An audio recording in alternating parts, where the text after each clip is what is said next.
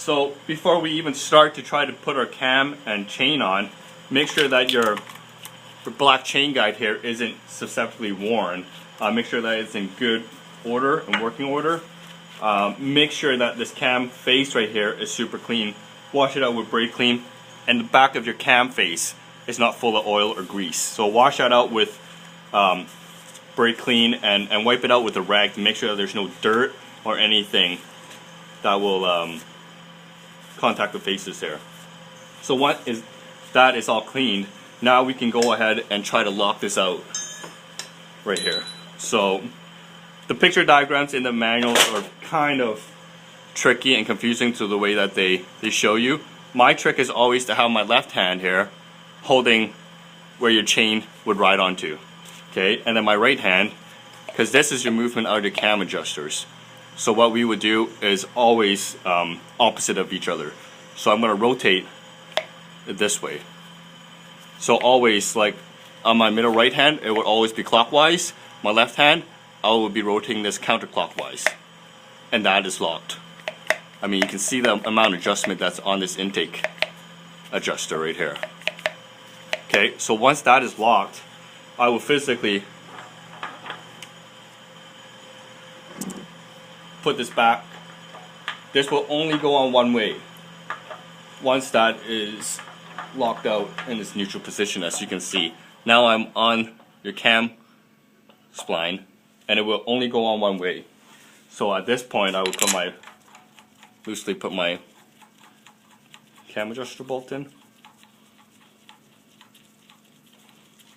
Okay, make sure this still rotates right. I will grab my 32mm wrench here, leave it on the top there, and with this fully clocked to this neutral position, I will pull my new timing guide, chain guide, and timing chain, and try to wrap it around the cam adjuster. I mean, sometimes when you roll this over, you'll see that it tries to pull the cam adjusters away. Just try to keep it kind of in the lock position. But right now, as you can see, the most important thing is when you're trying to do this, you don't get this one slack here. From the black chain guide to the intake cam adjuster here, you cannot have the slack. If there's any slack like this, then there's something wrong. Either it's a finicky point here where you either are on or off. This chain here should be super tight, almost like a guitar string tight. So right now that's obviously loose. So what we can do is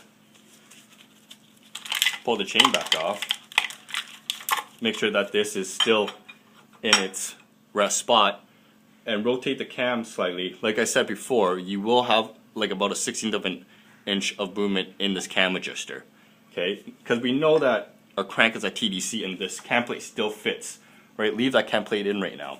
Well, all we're doing is just moving this cam slightly advanced right now to bring this over so that we can just get that half a teeth onto this cam adjuster.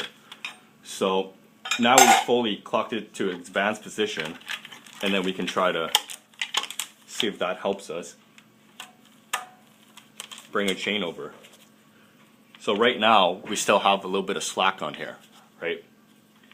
You can still see this small degree of, I don't know if you can see it, but there is still a little bit of slack, okay? So what I will do is, maybe we went too far. Now we will move it just a tick hair in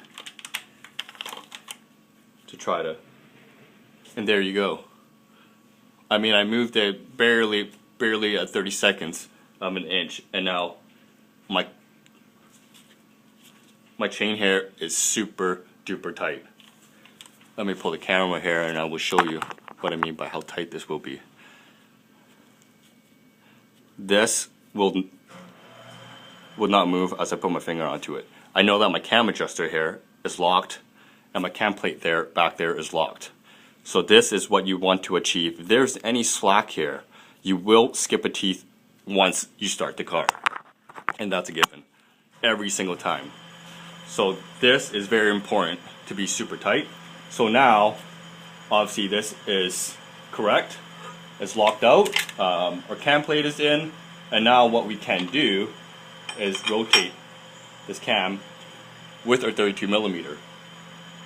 Try to push it back into its advanced position. You will not, it will be super tight at this point, so just be very careful of it, and you know, you might not even get a lot of movement, but I will show you back over here how close and how finicky this is.